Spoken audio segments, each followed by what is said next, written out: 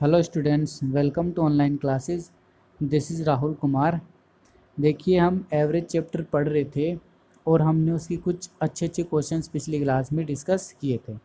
अब हम थोड़ा सा लेवल बढ़ाते हैं। तो चलिए, बिना टाइम वेस्ट किए हम क्वेश्चन स्टार्ट करते हैं अपना। एक कक्षा में छात्राओं का औसत अंक 73 है, व छात्रों का औसत 71 है। पूरी कक्षा का औसत 71.8 है, तो छात्राओं का प्रतिशत ज्ञात कीजिए। तो मैंने आपको बताया था एलिगेशन एंड मिक्सचर वाली ट्रिक कैसे करेंगे हम। कि देखिए, पहले हमने लिखा छात्राओं का औसत 73, फिर लिख लिया हमने छात्रों का औसत 71, और पूरी कक्षा का औसत कितना है 71.8, ये हमने बीच में लिख लिया। तो देखिए, 71.8 में से 71 जाएगा तो कितना बचेगा 0.8, और 73 में से 71.8 जाएगा तो 1.2। अब देखिए, ये पॉइंट से आप ये वाला पॉइंट काट दोगे, फिर आपने 4 से इसको काट दिया, 4 दूनी 8 और 4 दिया 12, यानी आपके पास आ गया कि 2 तो कौन है भाई, छात्राएं हैं, और 3 कौन है, छात्र है। ये अपने आ गया। और अपने से बोला है छात्राओं का प्रतिशत। तो छात्राओं का प्रतिशत कैसे निकालोगे आप भाई, कि कितने छात्राएं हैं क्लास में, 2 छात्राएं हैं, डिवाइडेड बाई टोटल कितने हैं लोग, छात्र और छात्राएं मिला के 5, 2 + 3 और इंटू 100, तो कितना आ जाएगा भाई, ये 40%। आगे बात समझ में, कि अपने पिछली क्लास में इस टाइप का क्वेश्चन किया था, बिल्कुल वैसा ही। ठीक है भाई, चलिए अब देखिए नेक्स्ट क्वेश्चन है। 4 लड़के व 3 लड़कियां औसत रूप से 120 रुपये खर्च करती हैं। यदि लड़के औसत रूप से 150 रुपये खर्च करते हैं, तो लड़कियों का औसत खर्च कितना है। तो देखिए, अपन ने वही तरीका लगाया कि यहाँ पे लिख लिया कि लड़के 150 रुपये खर्च कर रहे हैं, औसत एवरेज लिखते हैं अपन यहाँ पे, तो एवरेज लिख लिया। अब लड़कियों का तो अपने को निकालना ही है, तो एक्स लिख दिया। ठीक है, और लड़के और लड़कियां टोटल मिलके 120 रुपये औसत खर्च करती है, तो 120 अपन ने बीच में लिख दिया। ठीक है, अब देखिए, अपने को बोला हुआ था यहाँ पे कि भाई 4 तो लड़के हैं, तो अपन ने 4 लिख दिए, और 3 लड़कियां हैं तो 3 अपन ने यहाँ लिख ही दिया। ठीक है, आ रही बात समझ में। अब देखिए कि यहाँ पे 120 में से आपको 50 घटाना है, तो 120 में से, ठीक है, कितने में से, सॉरी 120 नहीं है ये तो 120 है, और ये कितना है 150 है। तो 150 में से आप 120 घटाओगे तो कितना आ जाएगा आपके पास 30। तो 150 में से 120 घटाने पर ये 30 आना चाहिए था आपके, लेकिन ये तो 3 ही लिखा हुआ है ना। 3 लिखा हुआ है, तो इसको 30 बनाने के लिए आपको क्या करना पड़ेगा, 10 से मल्टीप्लाई करना पड़ेगा। ठीक है, अगर आपने इधर 10 से मल्टीप्लाई किया है, तो ये 4 में भी 10 से मल्टीप्लाई करना पड़ेगा। तो अपने को पता चल गया कि यहाँ पे 40 आ गया। ठीक है, और यहाँ पे कितना आ जाएगा, 30 आ जाएगा। तो देखिए, 120 ये है, और उसमें से आप ये 40 घटाओगे तो कितना आ जाएगा भाई, 80। कितना आ जाएगा, 80, यानी कि अपने पास लड़कियों का औसत खर्च आ गया है, जो कि कितना है, 80 रुपये। ठीक है, अब देखिए, जो आपका एवरेज वाला मेथड है, उससे अपन कैसे करेंगे कि अपने पास टोटल जो लड़के हैं उनका औसत खर्च कितना है, 150 रुपये, और लड़के कितने टोटल 4, यानी 150 इंटू 4 टोटल खर्चा हो गया लड़कों का। प्लस अब लड़कियों का औसत खर्चा अपने को पता नहीं है, तो एक्स मान लिया, है ना। और लड़कियाँ कितनी है टोटल 3, तो टोटल खर्चा कितना हो जाएगा लड़कियों का, एक्स गुणा 3। तो ये लड़कों का खर्च और ये लड़कियों का खर्च, तो ये हो गया टोटल क्लास का खर्च। ये किसके बराबर होगा कि भाई क्लास का एवरेज खर्चा तो 120 रुपये है, तो और लोग कितने भाई क्लास में, 4 + 3, यानी टोटल 7 जन है। तो 7 जनों का एवरेज खर्च कितना हो जाएगा, 120 गुना 7। अब यहाँ से आप सोल्व करके एक्स का मान निकालने ना, तो कितना आ जाएगा भाई, 80 रुपये। ठीक है, जो कि क्या है, लड़कियों का औसत खर्च। चलिए भाई, नेक्स्ट क्वेश्चन देखिए। 12 लोगों में पहले 11 लोगों का औसत 95 किलो है।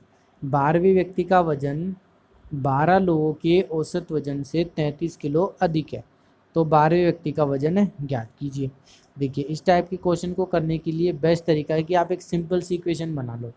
ठीक है, क्यों, ये मैं आपको क्यों बोल रहा हूँ, क्योंकि जो मैंने आपको मेथड बताया ना, उससे भी क्वेश्चन होगा ही होने को तो, लेकिन वो क्या है, और भी ज़्यादा कॉम्प्लिकेटेड हो जाएगा, इसलिए मैं आपको वो एक्सप्लेन नहीं कर रहा। और वो ज़्यादा कॉम्प्लिकेटेड हो जाएगा तो वो आपको वैसे ही समझ में नहीं आने वाला। फिर भी हम वो मेथड एक दो क्वेश्चन में देख लेंगे।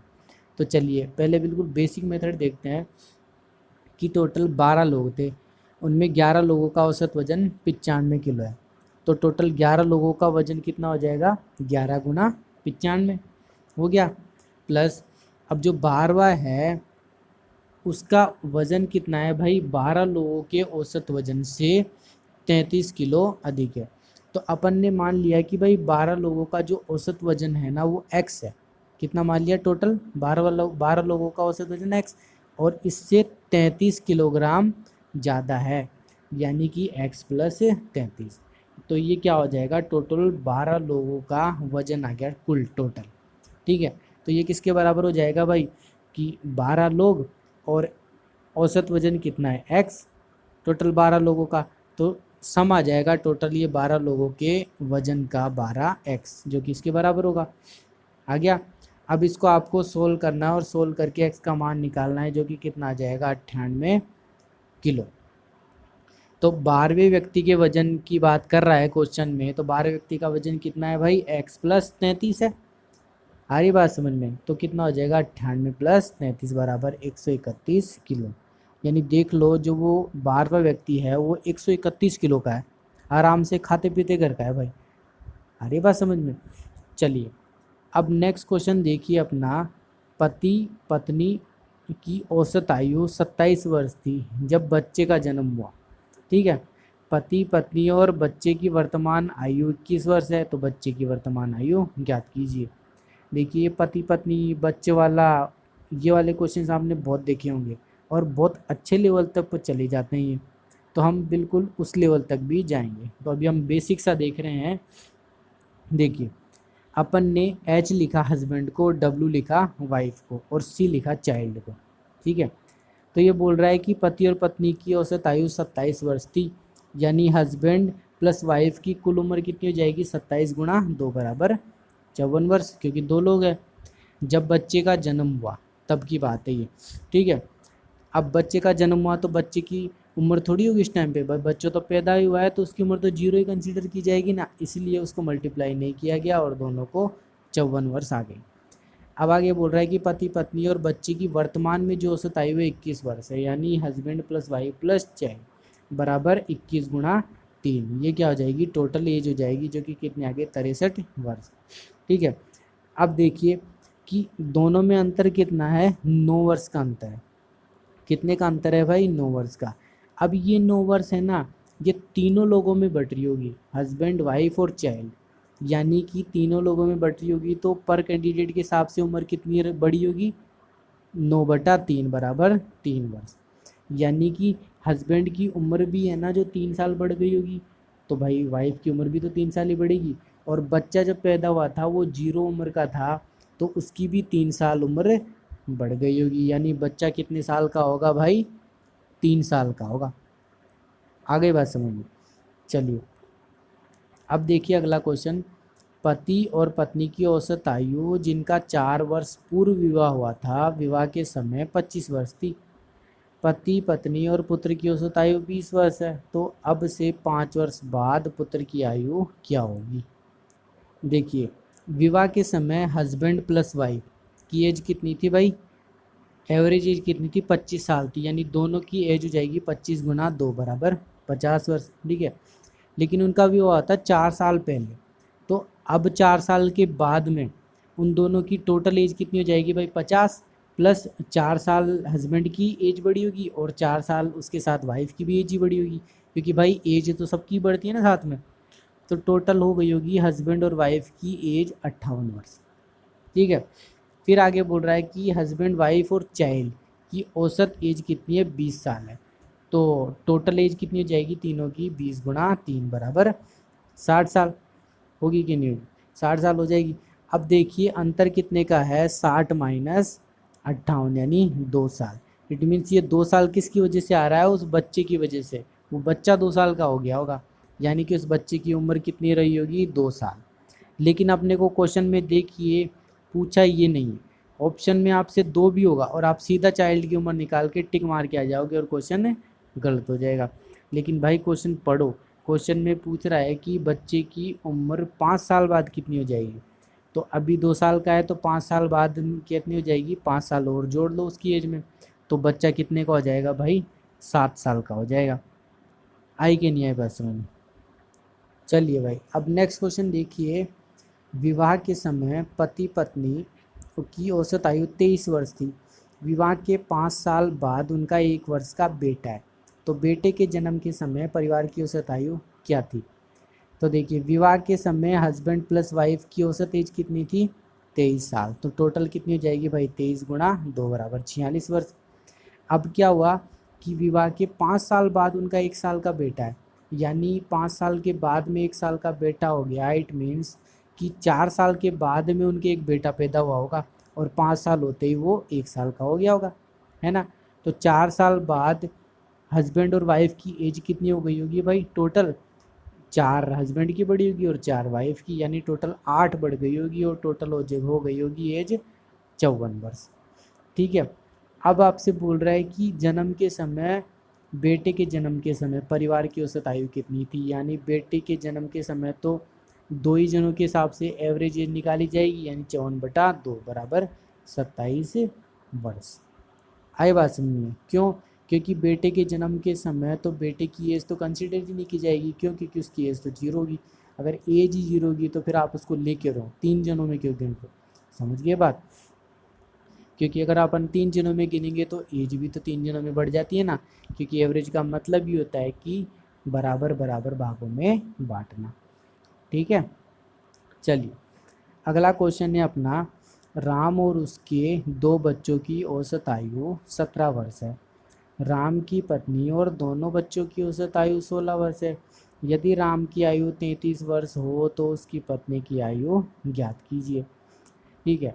तो जैसे जैसे क्वेश्चन में बोल रहा है ना अपन वैसे ही करेंगे। कैसे कि राम और उसके 2 बच्चे यानी एक्स और वाई, इन तीनों की औसत आयु कितनी है, 17 वर्ष है। तो टोटल आयु हो गई होगी r plus x plus y बराबर 17 × 3। ठीक है। तो यहाँ से देखिए अपन ने x प्लस वाई निकाल लिया, 17×3 = 51 - 33।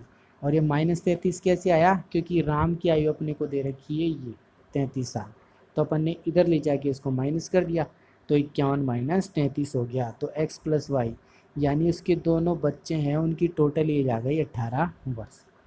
ठीक है भाई।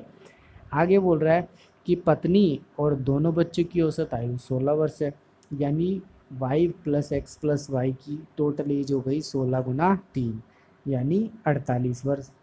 और x प्लस वाई की अपन ने निकाला है टोटल 18 वर्ष, तो वाइफ की आ जाएगी 48 - 18।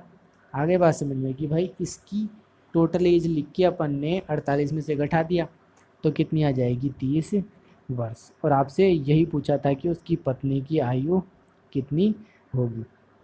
अब देखिए और भी बेस्ट अप्रोच बताऊं इन क्वेश्चंस को करने की। ये देखिए मैं आपको 2-3 मेथड इसलिए नहीं बता रहा क्योंकि वो ज़्यादा कॉम्प्लिकेटेड हो जा रहा है, मैं वो बता रहा हूँ कि आपके लिए बेनिफिशियरी हो।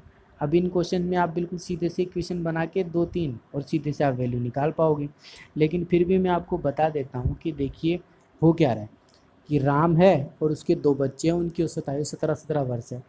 तो देखिए अपन ने लिख दिया राम एक्स और वाई, 17 वर्ष है एज, मतलब तीनों को 17 वर्ष मिल रहा है, अपन ने ये बोल दिया। आगे बोल रहा है कि राम की पत्नी और दोनों बच्चों की औसत आयु 16 वर्ष है, तो राम की वाइफ इसको भी 16 मिल रहे हैं और इन दोनों बच्चों को भी 16 मिल रहे हैं, ये बोल रहा है। ठीक है। तो उसकी पत्नी की आयु निकालनी है अपने को कि उसकी पत्नी की आयु कितनी है। ठीक है। अब आप देखिए इसमें से अपन ने मानना है कि कितनी है, 17 है, लेकिन कितनी है, 16 है। अब देखिए कि कितनी कम है भाई, 1 कम है, और ये भी कितनी कम है, 1 कम है। लेकिन अपने को है ना यहाँ पे एक और चीज़ दे रखी है कि राम की आयु, किसकी आयु दे रखी है, राम की आयु 33 वर्ष।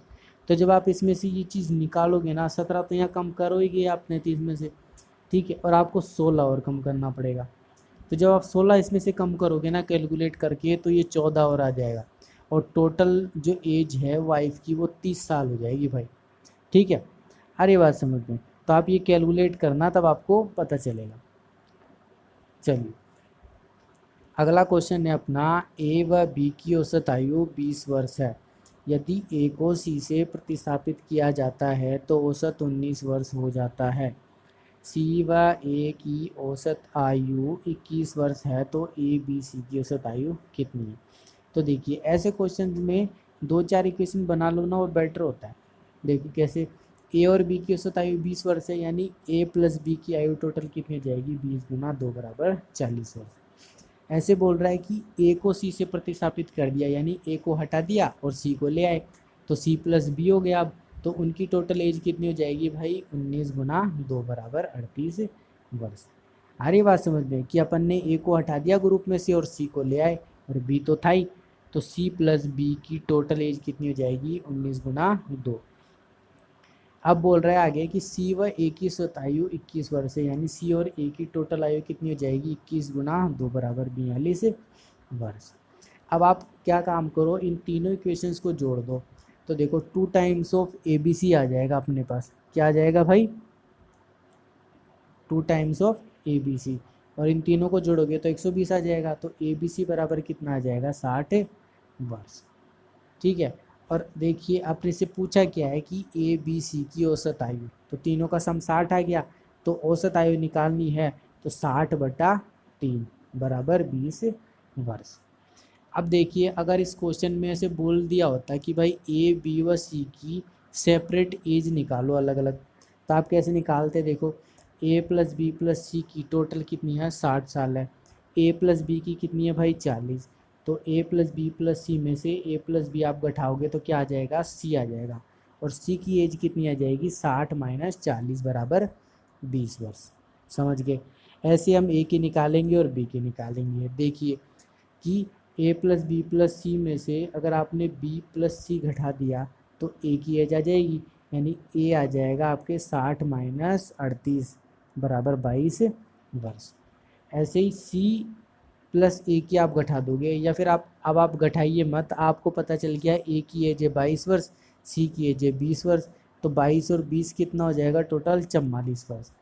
तो तीनों की एज कितनी है, 60 वर्ष, तो 60 में से आप 44 वैसे ही घटा दीजिए। आ रही बात समझ में, तो कितना आ जाएगा भाई, 18 वर्ष, जो कि क्या है, बी की एज है। समझ गए बात। तो आपसे क्वेश्चन कैसे भी पूछ सकता है, बस आपको ध्यान रखना है ये चीज़ है। ठीक है भाई। तो चलिए भाई आज के लिए इतना ही, मिलते हैं हम नेक्स्ट क्लास में। Okay bye bye, thank you, keep watching.